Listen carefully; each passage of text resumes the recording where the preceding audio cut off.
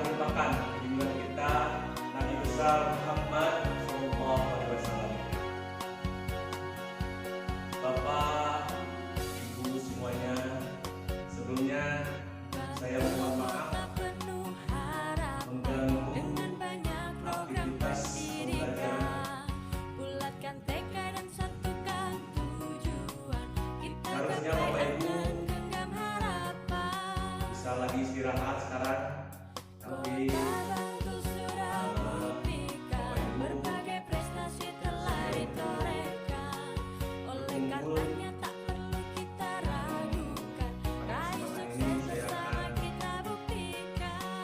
berbagi, berkolaborasi untuk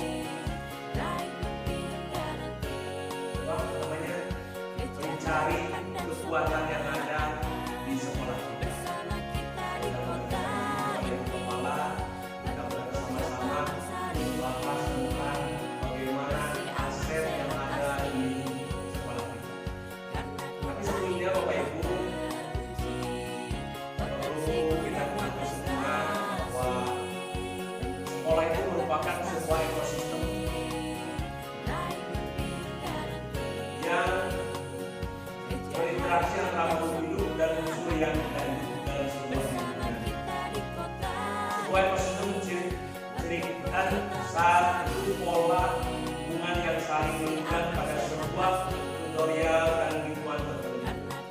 Jika diibaratkan sebagai sebuah ekosistem, sekolah adalah sebuah bentuk interaksi antara faktor biotik, unsur yang hidup, dan abiotik, unsur yang tidak hidup. Apa saja yang termasuk pada unsur yang biotik? Di sini ada terdiri dari murid, kepala sekolah, guru, staf atau tenaga pendidikan, pengawas sekolah, orang tua, masyarakat sekitar sekolah. Itu adalah unsur biotik atau unsur hidup, ya. Begitu sebaliknya, yaitu tentang faktor-faktor abiotik, terdiri dari keuangan dan sarana prasarana. Tuh, jadi sekolah itu merupakan sebuah ekosistem yang terdiri dari biotik dan abiotik. Kalau kita masih ingat, biasanya saya dulu sebelum belajar di CGP, hampir di setiap sekolah itu kalau segala sesuatu itu pendekatannya berbasis masalah. Jadi kalau kita penyelesaian atau ada apa-apa, kita biasanya berbasis masalah. Wah, muridnya kurang, sehingga dana bosnya kurang, mengurus kekurangan terus, masalah yang ditimbulkan, masalah yang muncul. Itu biasanya kalau kita melakukan sebuah program, biasanya melihatnya dari berbasis masalah biasanya kalau dulu. Kalau sekarang kita berusaha untuk pendekatan berbasis aset atau asset based thinking. Yaitu adalah sebuah konsep yang dikembangkan oleh Dr. Catherine, seorang ahli psikologi yang menekuni kekuatan berpikir positif untuk pengembangan diri. Pendekatan ini merupakan cara praktis menemukan dan mengenali hal-hal yang positif dalam kehidupan dengan menggunakan kekuatan sebagai tumpuan berpikir. Kita diajak untuk memusatkan perhatian pada apa yang bekerja, yang menjadi inspirasi, yang menjadi kekuatan ataupun potensi yang positif. Tuh, jadi yang sekarang dimunculkan yaitu pendekatan berbasis aset, kekuatan.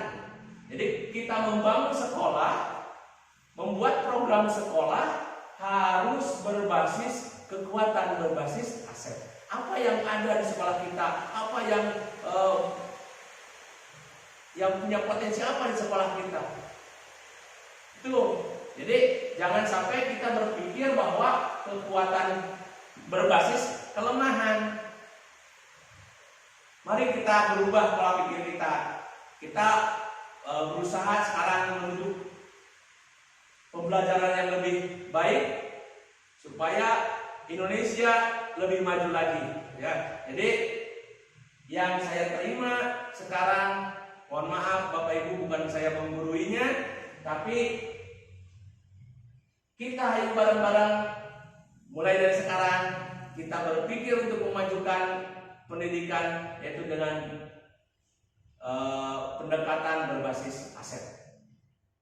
Nanti kita bareng-bareng Bu, Bapak, kita bareng-bareng menganalisis kekuatan apa saja yang ada di sekolah kita. Baik dari segi biotik maupun dari segi abiotik. Mudah-mudahan izin Ibu Kepala, kita bisa membantu Ibu Kepala untuk membuat program-program kedepannya yang diambil dari berbasis aset tersebut. Ya, apa saja yang dimaksud dengan aset itu? Ya. Menurut Green dan Haynes 2002 dalam Asset Building and Community Development ada 7 aset. Ada 7 aset utama atau di dalam buku ini disebut sebagai modal utama. Yang pertama yaitu modal manusia. Nah, itu modal manusia. Apa modal manusia? Sumber daya manusia yang berkualitas. Investasi pada sumber daya manusia menjadi sangat penting yang berhubungan dengan kesehatan, pendidikan, kesejahteraan, dan harga diri seseorang. Pemetaan modal atau aset individu merupakan kegiatan menginventaris pengetahuan, kecerdasan, dan keterampilan yang dimiliki setiap warga dalam sebuah komunitas, atau dengan kata lain, inventarisasi perorangan dapat dikelompokkan berdasarkan suatu yang berhubungan dengan hati, tangan, dan kepala. Tuh, yang pertama yaitu modal manusia. Tadi kalau di sekolah kita nanti kalau bagian menganalisis apa saja modal manusia yang ada di kita, pendidikan kita. Otomatis nanti ada kepala sekolah, ada siswa itu sendiri, ada guru, ada pengawas, ada komite sekolah. Itu adalah modal-modal manusia. Nanti kita analisis bersama. Yang kedua, modal berikutnya yaitu modal sosial. Modal sosial yaitu norma dan aturan yang mengikat warga masyarakat yang ada di dalamnya dan mengatur pola perilaku warga, juga unsur kepercayaan dan jaringan antara unsur yang ada di dalam komunitas masyarakat. Tuh. Contoh yang termasuk dalam modal sosial antara lain adalah asosiasi. Sini ada asosiasi, ya. Asosiasi adalah suatu kelompok yang ada dalam komunitas masyarakat yang terdiri atas 2 orang atau lebih yang bekerja sama dengan suatu tujuan yang sama dan saling berbagi untuk suatu tujuan yang sama. Tuh, itu modal sosial. Jadi adalah kelompok asosiasi, ya. Nanti kalau menganalisis di sekolah kita, apa modal sosialnya? Berikutnya adalah modal ketiga yaitu modal fisik.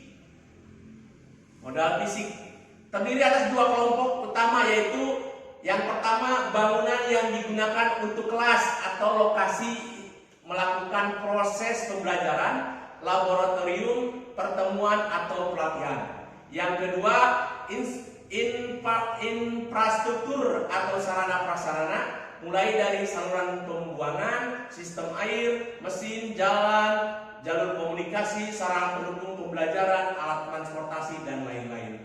Itu merupakan modal fisik. Modal yang ketiga. Lanjut, modal keempat yaitu ada modal lingkungan alam.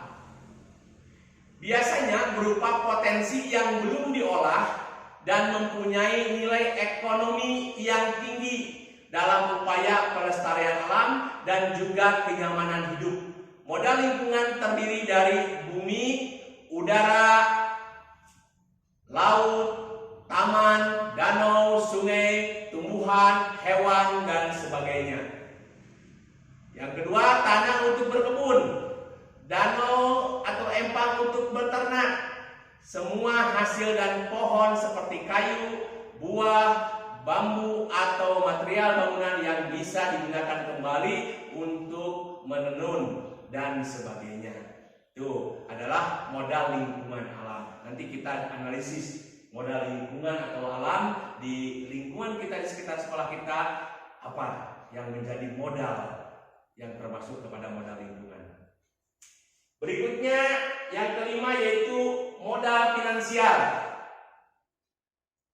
Itu merupakan dukungan keuangan yang dimiliki oleh sebuah komunitas yang dapat digunakan untuk membiayai proses pembangunan dan kegiatan sebuah komunitas. Modal finansial termasuk tabungan, hutang, investasi, pengurangan dan pendapatan pajak, hibah, gaji, serta sumber pendapatan internal dan eksternal. Tuh, pokoknya yang disebut dengan modal finansial yang berhubungan dengan masalah dana atau uang. Ya. Selanjutnya, modal yang keenam yaitu modal politik. Modal politik adalah ukuran keterlibatan sosial. Semua lapisan atau kelompok memiliki peluang dan kesempatan yang sama dalam kepemimpinan serta memiliki suara dan masalah umum yang terjadi dalam komunitas. Lembaga pemerintah atau perwakilannya yang memiliki hubungan dengan komunitas seperti komunitas sekolah, komite pelayanan kesehatan, pelayanan listrik atau air. Terakhir, Bapak Ibu, untuk modal yaitu modal agama dan budaya. Upaya pemberian bantuan, empati dan perhatian, kasih sayang dan unsur dari kebijakan praktis atau dorongan utama dan kegiatan pelayanan.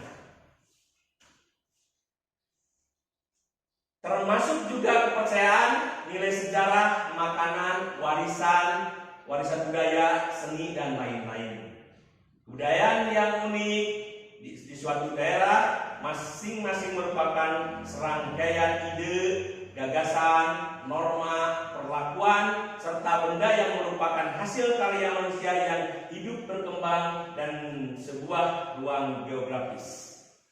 Agama merupakan suatu sistem berperilaku yang mendasar dan berfungsi untuk mengintegrasi perilaku individu di sebuah komunitas.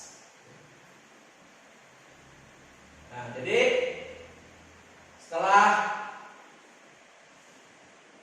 saya paparkan bahwa modal kekuatan aset itu ada 7, ya. Jadi setelah ini kita mari berdiskusi untuk membantu khususnya Bu, Ibu Kepala untuk menganalisis kekuatan-kekuatan yang ada di sekolah kita. Mudah-mudahan dengan kita berkolaborasi akan muncul ide-ide atau gagasan ya setelah menganalisis kekuatan-kekuatan kita untuk menentukan nanti kebijakan-kebijakan atau program-program yang akan dibuat oleh Ibu Kepala Sekolah untuk memajukan pendidikan kita ya khususnya SDN Sukasari 1. Mudah-mudahan nanti kedepannya bisa menjadi sekolah yang lebih baik lagi dari sekarang. Bisa membuat inovasi-inovasi baru dari kekuatan yang ada. Begitu, marilah kita berdiskusi, membuat analisis kekuatan yang ada di sekolah kita. Mangga kepada kesepuhan yang ditularkan di sekolah kita. Barangkali ada, sebelum kita berdiskusi, ada pendapatnya